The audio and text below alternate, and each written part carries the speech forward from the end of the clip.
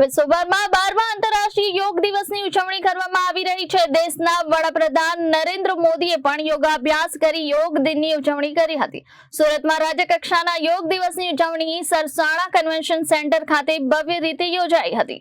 સુરતના Sarsana convention centre ખાતે રાજ્યકક્ષાના 12મા વિશ્વ યોગ દિવસની ઉજવણી કરવામાં આવી હતી। આ કાર્યક્રમમાં કેન્દ્રીય જળશક્તિ મંત્રી સી.આર. પાટીલના અધ્યક્ષસ્થાને યોગ સત્રનું આયોજન કરવામાં આવ્યું હતું। આ પ્રસંગે સાંસદ મુકેશ દલાલ, મેયર માયાબેન માવાણી, વિવિધ ધારાસભ્યો તેમજ અન્ય હોદ્દેદારો ઉપસ્થિત રહ્યા હતા। સાથે જ જિલ્લા કલેક્ટર, જિલ્લા વિકાસ અધિકારી, મનપા કમિશનર સહિતના વરિષ્ઠ અધિકારીઓએ પણ યોગાભ્યાસમાં ભાગ લીધો હતો। કાર્યક્રમમાં 4000 થી વધુ લોકો જોડાયા હતા અને સામૂહિક યોગાભ્યાસ કરી સ્વસ્થ અને તંદુરસ્ત જીવનશૈલીનો સંદેશ આપ્યો હતો।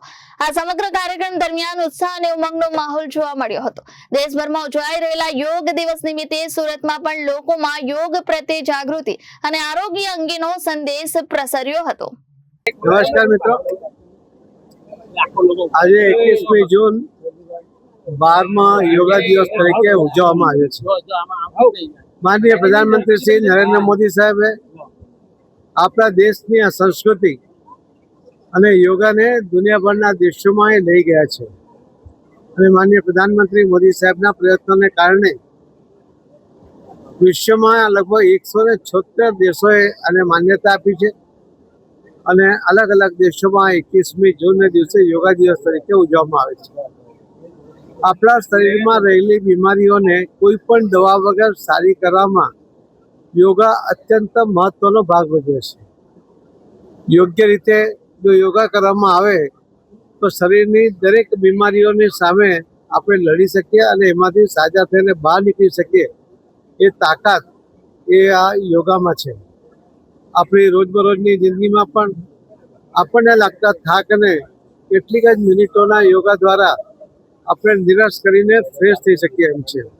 આપણા શરીરના દરેક અંગો, મસ્તકથી લઈને દરેક અંગોને પણ આરામ આપવા માટે પણ આ યોગા મહત્વનો ભાગ ભજવે છે અને એટલા જ માટે માનનીય પ્રધાનમંત્રી મોદી સાહેબે પણ દેશ અને વિદેશમાં દુનિયામાં આ યોગાને લઈ જવામાં મહત્વનો ભાગ ભજવ્યો છે અને લોકોએ સ્વીકાર્યો છે કે કોઈ પણ મેડિસિન વગર જો કોઈ વ્યક્તિને સારા કરવા માટે અથવા શરીરના રોગોને દૂર કરવા માટે અને સ્વસ્થ રહેવા માટે જો આ યોગા આટલો મોટો ભાગ ભજવતો હોય તો બધા એના કારણે એને સ્વીકાર્યું પણ છે।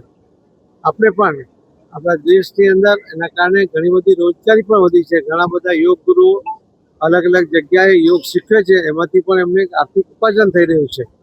એટલે આ યોગ એ માનવ જીવન માટે અત્યંત મહત્વનો છે અને મને લાગે છે કે દરેક લોકોએ આ યોગને સ્વીકારીને પોતાના જીવનમાં બને એટલા આ યોગના આસનો કરવા જોઈએ એ મારી એમને વિનંતી પણ છે અને માનનીય પ્રધાનમંત્રી મોદી સાહેબને ધન્યવાદ આપીએ છીએ કે એમણે આ યોગા દિવસને મહત્વ આપીને દેશ અને દુનિયાના લોકોને મેડિસિન વગર સારા કરવા માટે એમણે એક રસ્તો બતાવ્યો છે।